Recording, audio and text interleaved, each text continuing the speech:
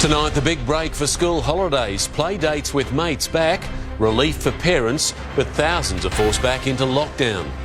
Chaos. Anti-vax protesters shut down a city. Get him! Whoa! Police cars smashed. Reporters under attack. Melbourne brought to a standstill as furious tradies riot. Dropping the vaccine age to 5. The first Moderna shots accelerating the race. The armed robber going shop to shop, targeting one suburb in a week of terror. Cutting households' power bills by $2,000 a year. And the 90-minute meeting that saved Michael Maguire's career at the Tigers. Live from Sydney, 7 News with Mark Ferguson. Good evening. After a marathon 87 days in lockdown together, Sydney families are enjoying some relief tonight, with friend bubbles allowing children to visit each other. Here's a live look at Byron Bay, where a snap lockdown is back in force tonight and the border bubble with Queensland has burst. Case numbers are back over 1,000 but still down on recent weeks. 10 more people have died. 2 of them had received both doses of a vaccine. And across the state, 54.2% of people are now fully vaccinated, as a new freedom is warmly welcomed. When coping with lockdown is child's play. Have a good time. Kids finally able to have friends over again. I haven't really been able to see them for ages, so I'm really happy. Mum Melinda giving other parents a break, knowing she'll get one soon. That's right. Comes swings and roundabouts, doesn't it? What I can do for you, you can do for me. The buddy bubble came into effect at midday. People under 18 allowed to have 2 designated friends visit their house if they live within 5 kilometres or in the same council area. All of their parents or carers must be fully vaccinated and cannot stay to interact. The visiting children can have different designated friends come to their own homes. This gives them an opportunity to connect, to care for each other, to see each other in ways that they have been unable to do. The new rules also allowing older children to have a study bubble as they prepare for their HSC. This has helped a lot. I feel like it's really increased motivation and it's made studying a little bit more fun for us. One bubble created as another burst on the Queensland border. New South Wales North Coast residents again locked out from 1 a.m. tomorrow after 3 regional council areas were locked down for a week: Tweed, Byron and Kempsey. If there are cases in northern New South Wales, that would present a real risk to the southern parts of the Gold Coast. Upset locals renaming a Gold Coast beach. It's just really hard, and I just feel we've got to learn to live with it. You can't just keep shutting people down like this at a minute's notice. An authorised worker flew from Sydney to the North Coast on the weekend. A rapid test on arrival was negative, but a later standard test was positive. It's understood she visited several sites while infectious, despite being required to self-isolate when not working. They need to be able to show a negative COVID test before arriving. It's just going to go on and on. It's just not fair. In North Sydney, a new outbreak has emerged at Mater Hospital. 11 people infected, all surgery cancelled except for emergencies. Overall cases statewide were back over 1,000 today. Another 10 people lost their lives. There have now been 255 COVID-19 related deaths in New South Wales since the 16th of June. The Premier absent from today's health update as a new opinion poll found satisfaction with her performance has plummeted. Dissatisfaction rising dramatically. Compared to the Queensland and Victorian premiers, her performance rating has tumbled from the highest to the lowest. She's done an amazing job, and if those polls are, as you say, well, that's unfortunate. With State Parliament due to return next month, one MP is calling for full vaccination to be made mandatory for all politicians, given the government is forcing many frontline workers to get the jab. It's either a case of a double dose or double standards. You can't ask others to do something that you're not prepared to do yourself. The Speaker is considering it and has the Health Minister's support. My strong view is every parliamentarian should be doubly vaccinated. Brad Hazzard from the Executive Government has got no right whatsoever to be dictating who goes into Parliament and who stays out. That's when you get a dictatorship.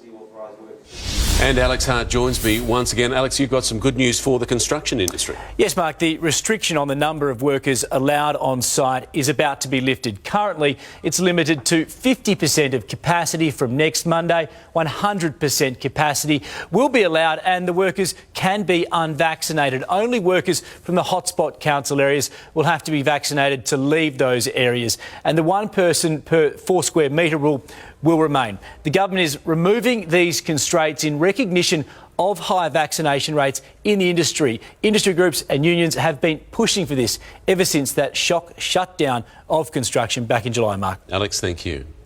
Thousands of construction workers, anti-vaxxers and what some claim were rent a crowd took over Melbourne today. Many threatening violence, confronting police and attacking the media. Despite being reinforced following yesterday's riots, police couldn't stop protesters marching on Victoria's Parliament before creating chaos on Melbourne's freeways. For the second day, mob rule on Melbourne's streets.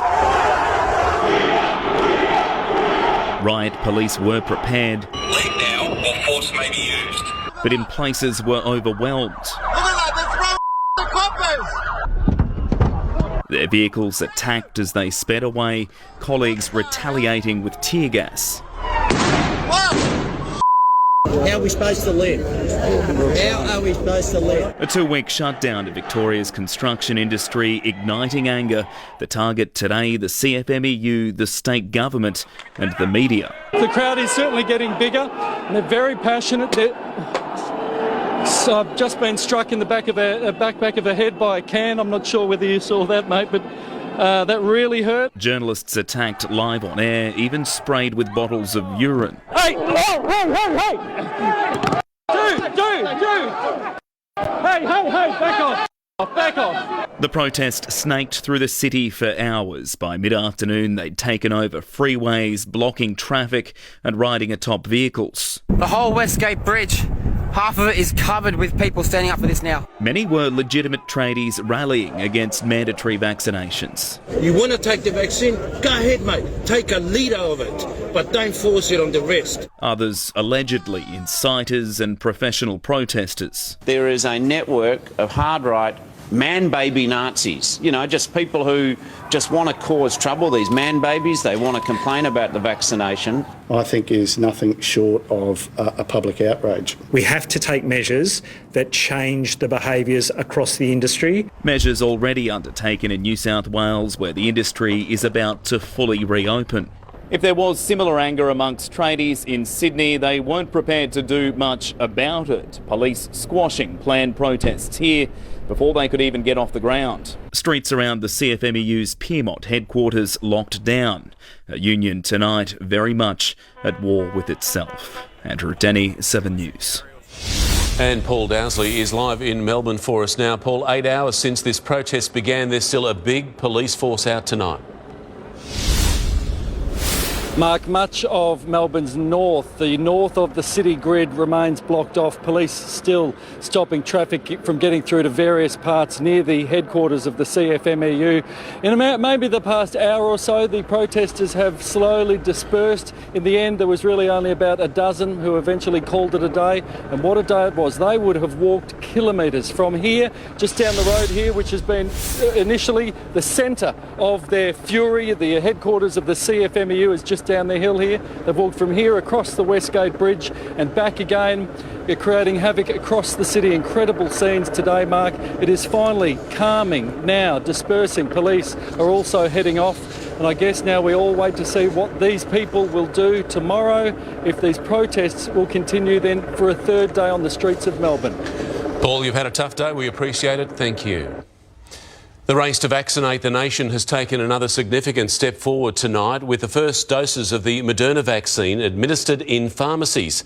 It comes as Pfizer looks to lower the age of eligibility, with 5 to 11-year-olds set to be next to join the queue.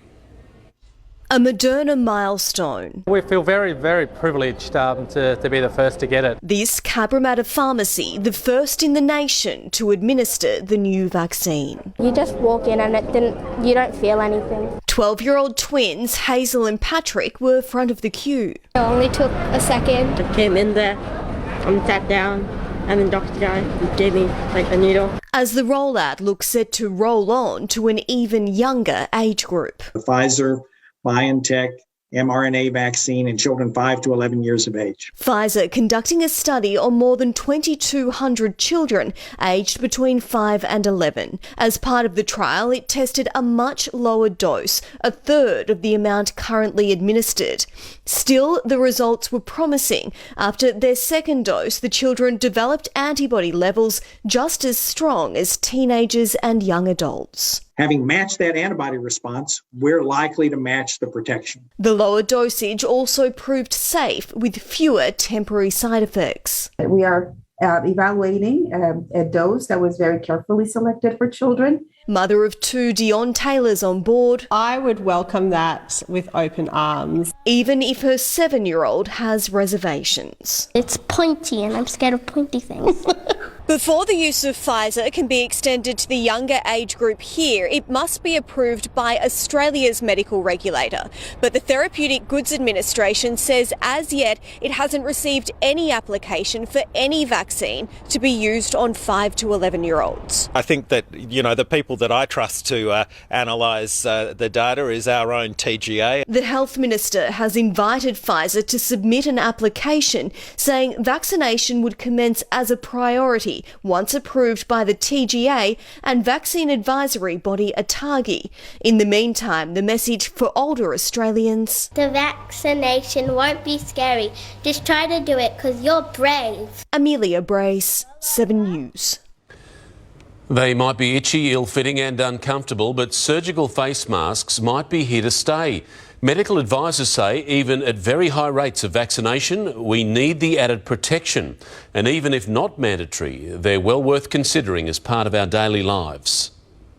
Long before COVID, public mask wearing was already a custom in Southeast Asia, a habit driven by hygiene, protection against colds and flu, air pollution, and one Australians might now have to adopt because experts say vaccination won't be enough. Even at very high levels of vaccine coverage, we won't stop COVID in its tracks. Not even at 80 or 90% double dosed. Also needed, they say, are ongoing social measures like masks. For face masks, for sure. I mean, they're relatively easy to adhere to, measure, and we know that they do reduce transmission at least by a little bit. He expects they'll be required indoors at least until the end of the year, maybe well into next. It's just all about trying to limit the possibilities for transmission. I think masks indoors are going to be something that is one of the last things we give away. New South Wales's reopening plan keeps them compulsory inside at 70% fully vaccinated. The Chief Health Officer conceding in some places they could be with us for years. Experts say an ongoing mask-wearing habit would also likely reduce the spread of other diseases like influenza. Back in 2019, Australia had more than 300,000 flu cases. So far this year, around 500.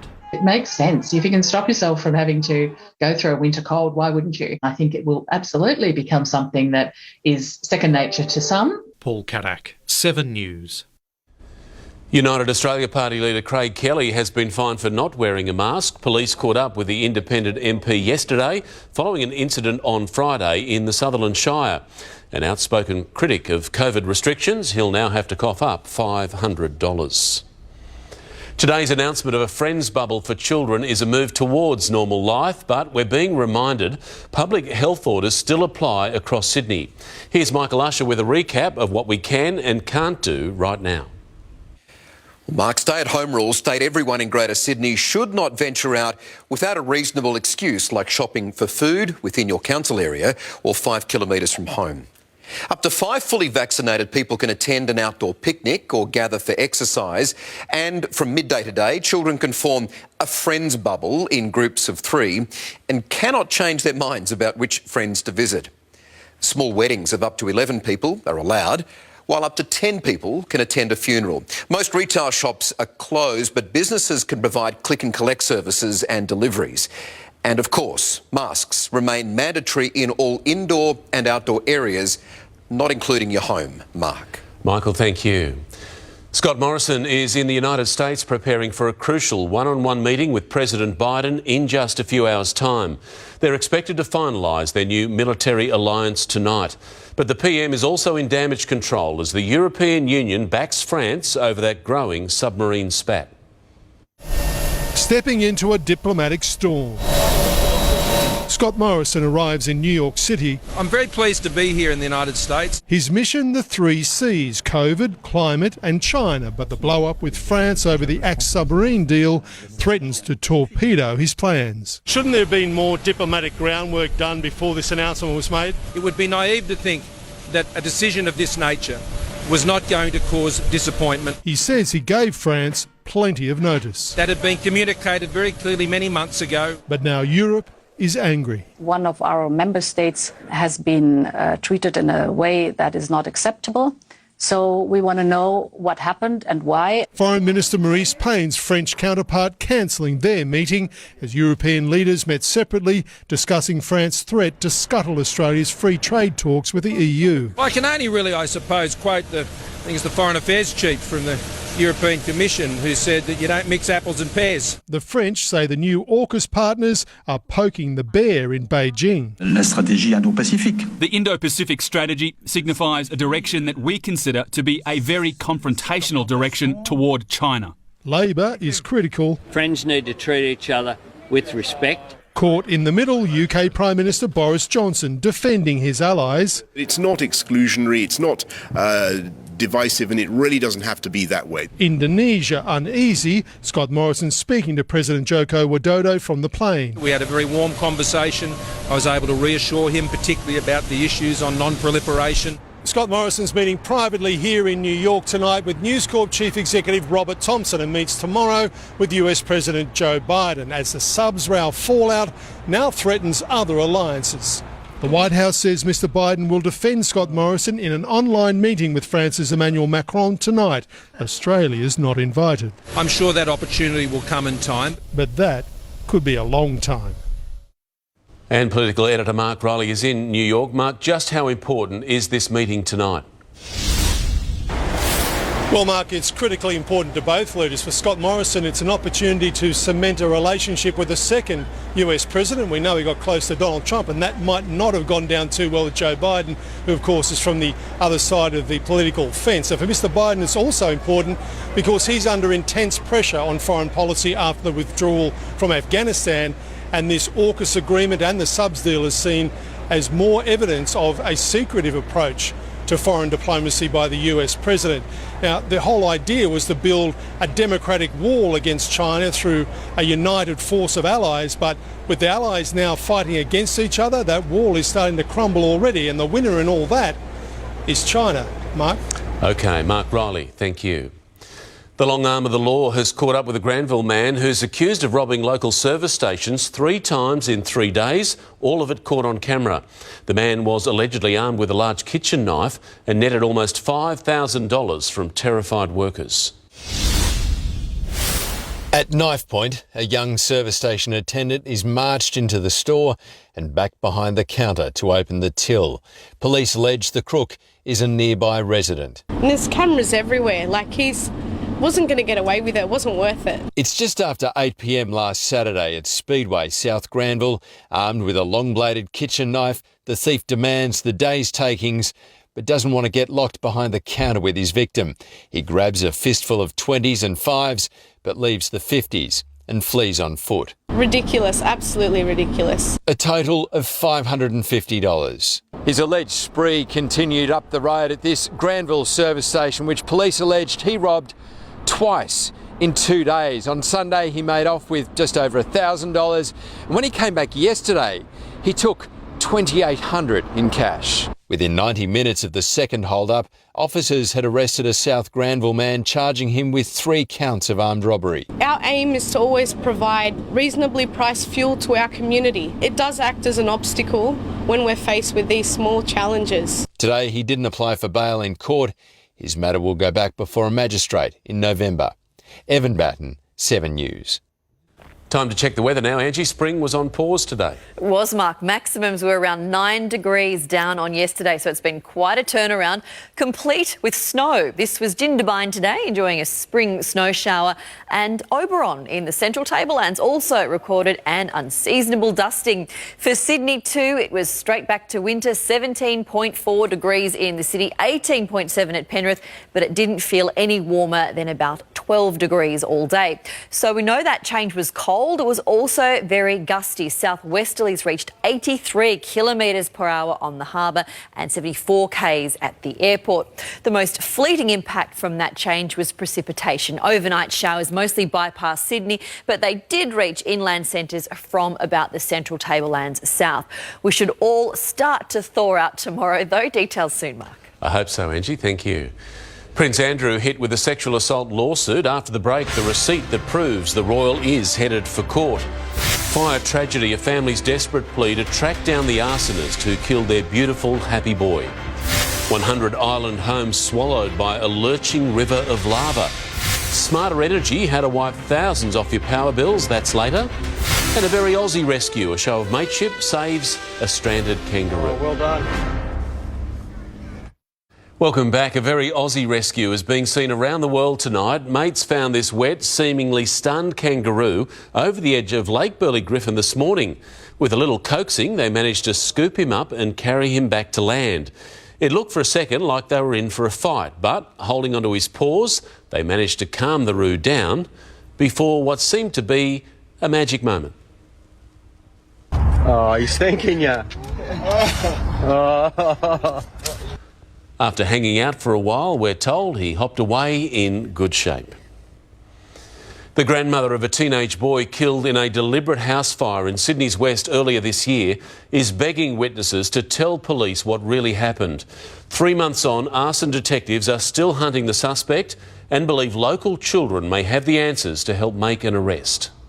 At the home where her teenage grandson perished, Barbara Rutley is still looking for answers and justice. All we were asking for is the truth to come out. Tama Tira Jones was killed when fire ripped through this Macquarie Fields townhouse on June 30. He was the most happiest child ever. Everyone around here can remember his smile, his walk, how the child was. It was beautiful. The female resident and her 6 children managed to get out, but 14-year-old Tama, who'd snuck in for a sleepover, was trapped by flames. It's just a tragic circumstance that he wasn't able to escape whilst other children could. Detectives say the blaze was deliberately lit and may be connected to a brawl outside the home earlier that evening. We believe there are a number of people, especially youths in the area, that may be able to assist, and we really need them to come forward. Detectives say the suspect set fire to a number of items, including cardboard boxes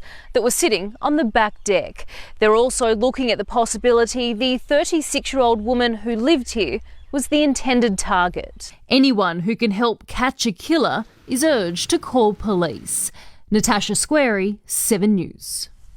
Prince Andrew has now been officially served with a sex assault lawsuit. Lawyers for his accuser say the paperwork was received by the Duke's US legal team and they had the FedEx receipt to prove it. Prince Andrew disputed claims he'd been served more than a week ago. The judge gave lawyers a week's extension to find him. Virginia Giuffre is seeking damages, claiming she was forced to have sex with the Prince as a 17-year-old, alleging links to convicted paedophile Jeffrey Epstein.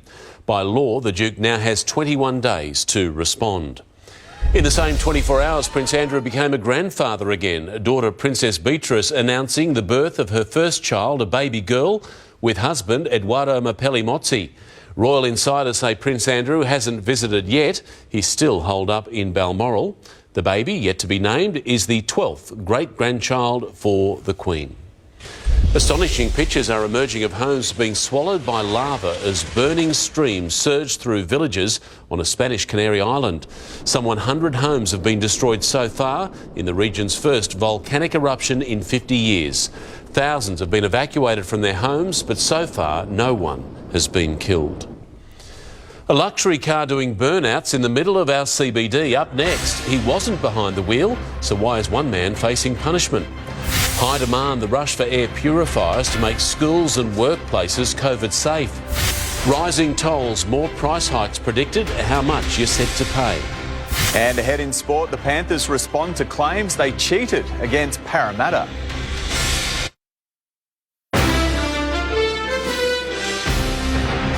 Welcome back. A teenager has been arrested following a brutal stabbing on the state's north coast. A 16-year-old boy was taken into custody at Lismore Police Station this morning and charged over the weekend attack at a beach near Coffs Harbour. The victim, also 16, was stabbed multiple times. He remains in hospital in a serious but stable condition. A Sydney hire car businessman has pleaded guilty after refusing to reveal who was driving a Ferrari recorded running a red light and doing burnouts in the city in May. Glenbrook man Daniel Souris wasn't in court, but his lawyer said he admitted he failed to disclose the driver's details to police. He could be fined more than $2,000. The case returns to court for sentencing in November. A day after the state government sold off the rest of WestConnex, locals are demanding urgent relief from the increasing number of toll dodgers. They say streets are overrun and it will only get worse, with tolls guaranteed to increase for decades to come. In Bexley, it's relentless. Constant traffic congestion. Noise, obvious pollution, etc. But it's dangerous for, young children. There's a school up the road. Local residents and businesses here say they're paying the price of drivers avoiding tolls. Even with COVID, more trucks on local roads. Why would they pay $50 when they can come through Bexley for nothing? With a toll now on the M5 East and the new M8, WestConnex has told investors compared with 2014, 6,000 fewer drivers are using the motorway. What does that tell us? It's just too expensive. The tolls are breaking the back of Western Sydney, and as a result, they're on local streets.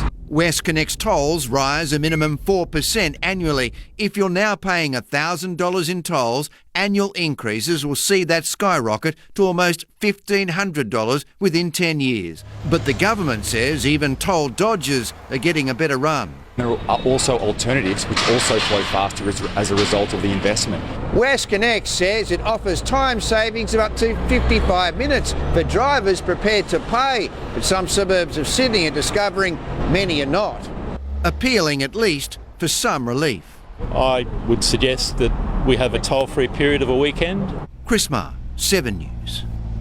Special equipment to help kill airborne COVID particles could soon be used in classrooms. The state government is considering the plan and the cost as it gears up for a return to school. Teams have already been sent in to make sure students get plenty of fresh air.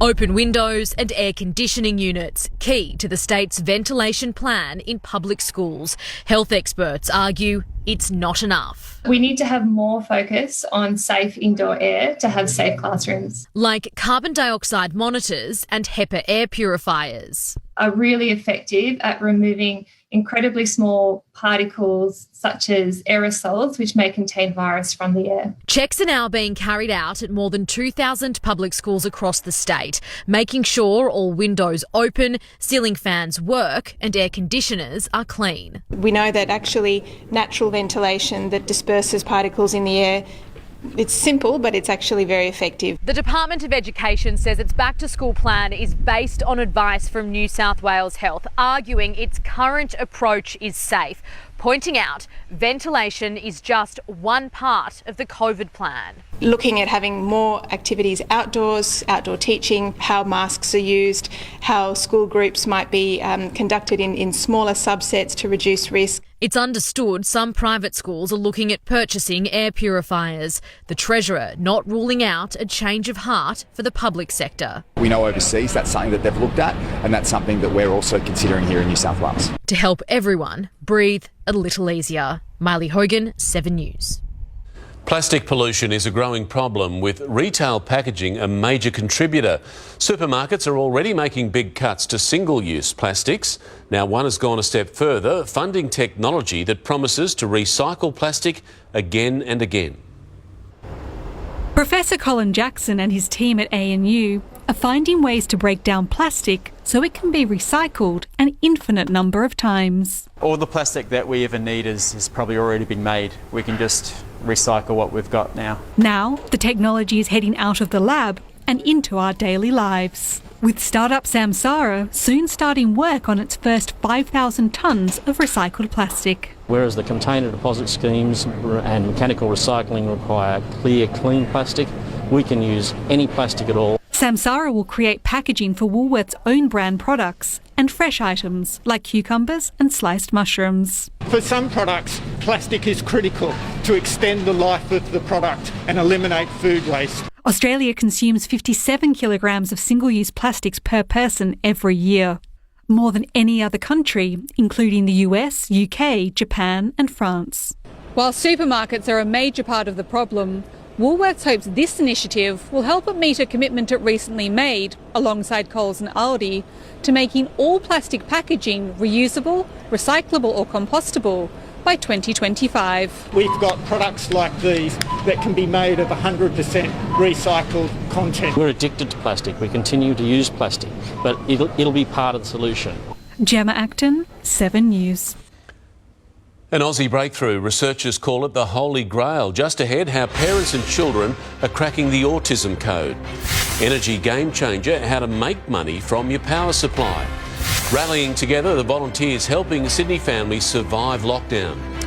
Soon in sport, how Latrell Mitchell is helping the Bunnies prepare for Tommy Turbo's Sea Eagles.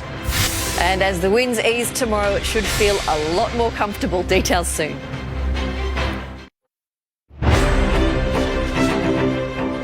Welcome back. Time now for a check on the markets with Gemma Acton. Thanks, Mark. Some reprieve for investors today after yesterday's turmoil. The ASX 200 recouping early losses to add 26 points and close at 7,274. AusNet was the biggest gainer. Shares jumped nearly 10% after a bidding war broke out for the energy infrastructure company. It's been a bumpy 24 hours for Bitcoin, the cryptocurrency dropping back under 60,000 Australian dollars, while iron ore has now slipped below $100.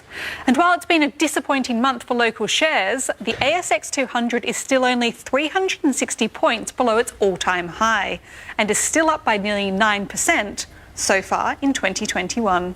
Mark. Gemma, thank you. Charity organisation Foodbank has thanked the army of emergency service volunteers helping pack 7,500 hampers going to families in need each week. It says there's no shame in reaching out, and with government funding, it's meeting a 200% increase in demand. The great thing about our country is that no one should go to bed with an empty stomach.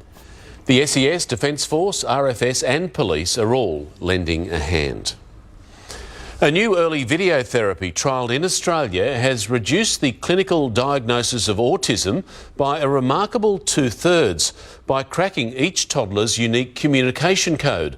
Researchers worldwide are calling it their holy grail, hoping it'll transform how and when autism is treated. Building blocks his way. Lincoln has unlocked a piece of the autism puzzle even before he was old enough for doctors to know if he's on the spectrum. He didn't cry at all. From birth to his first month. Lincoln would happily look everywhere but my face. His mum knew something was different. We'll wait and see until the 8-month appointment. We'll wait and see. We're told that a lot. So, whereas I guess my mother's gut instinct was, okay, I know there's something not quite the same. She signed up to a world-first trial of babies 9 to 14 months, providing preemptive intervention before most neuroconnections develop. Video playback pinpointed how each child and parent learns best. To identify those strengths, use them as the building block for future development. When you stop and noticing, someone doesn't have to be looking at you to show that they want to engage with you. By the time participants turned 3, the rate of clinical diagnosis was reduced by almost 2/3, reducing sensory issues, repetitive behaviour and communication barriers before they formed. This is more proof it doesn't need to be debilitating and definitely doesn't define a child's life. And what we hope to see is greater educational outcomes and, of course, later into life, greater life outcomes as well. Whoa! Because that's every parent's holy grail. Jessica Page, 7 News. Millions of Australians are winning the battle against rising energy bills. Still to come, getting smart about power, the solar solution, pumping energy back into the grid and saving some households thousands. Don't miss that story soon on 7 News. But now Matt is back with sport, and Matt, Michael Maguire has been spared the axe. It's been a whirlwind 24 hours, Fergo. The West Tigers coach was set to be shown the door, but club bosses had an 11th hour change of heart. Details on the meeting that saved Maguire's job are next. Plus, the Panthers fire back after being accused of cheating by the NRL in their epic win over the Eels, and the Aussie women's cricket team extend their world record winning streak to 25 matches. Welcome back. The NRL have fined Penrith $25,000 and suspended their head trainer for the rest of the season for that controversial incident against Parramatta.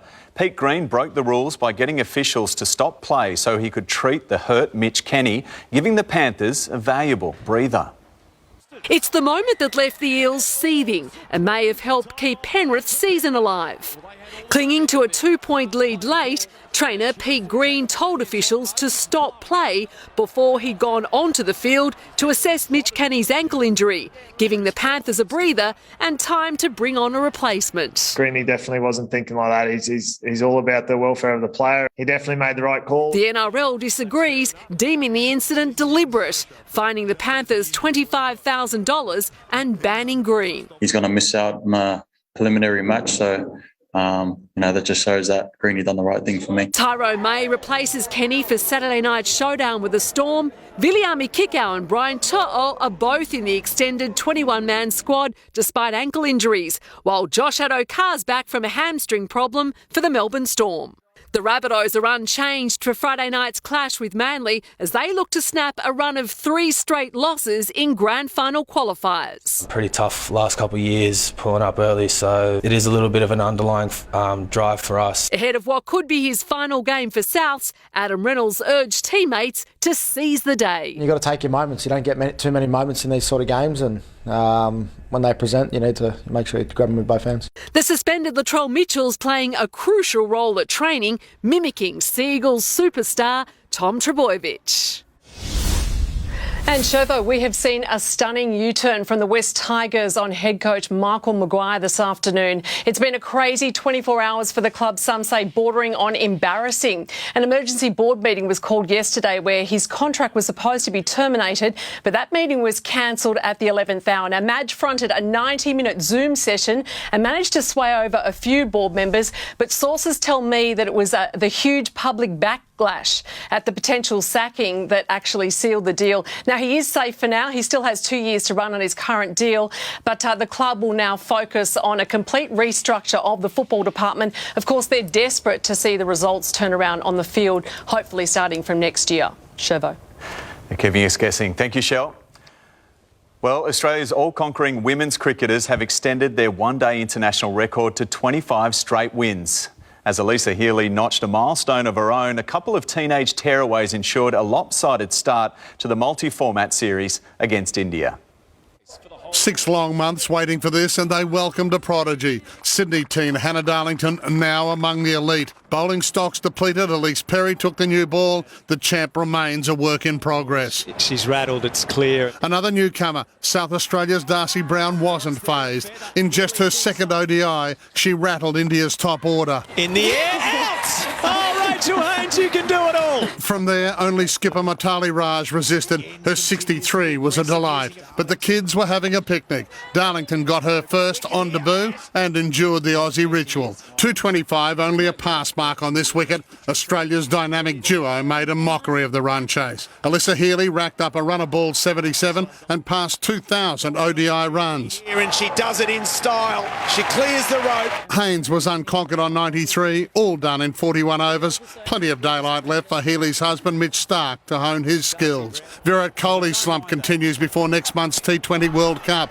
He made just 5 for Bangalore against Kolkata in the IPL and wasn't the only big name to struggle. AB de Villiers bowled for a golden duck and Glenn Maxwell gone for 10. Oh, God! There's the frustration. The Royal Challengers were crushed by 9 wickets. Pat Welch, 7 News.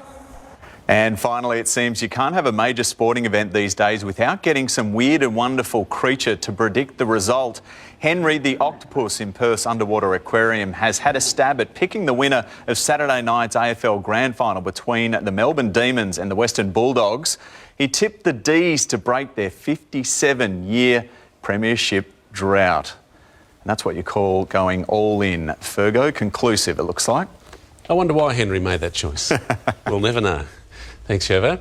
Solar power technology is helping save many Australians thousands of dollars each year on energy bills. In some cases, they're even making a profit.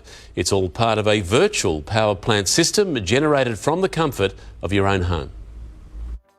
Abandoning the battle against ever-rising energy bills, some have seen the light and are living off the grid. With the solar and battery system, I've achieved 97% self-sufficiency, which I think is great.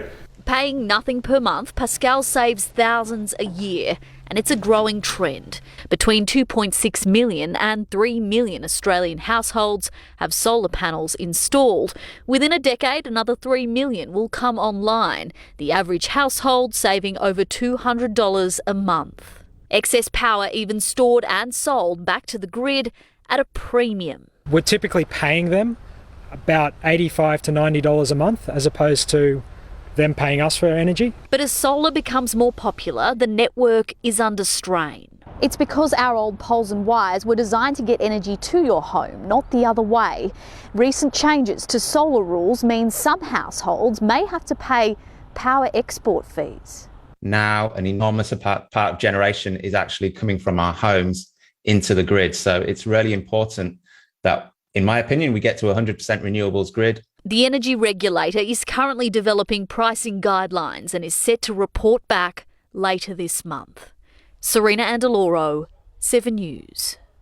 Now a quick look at what's on Sunrise tomorrow.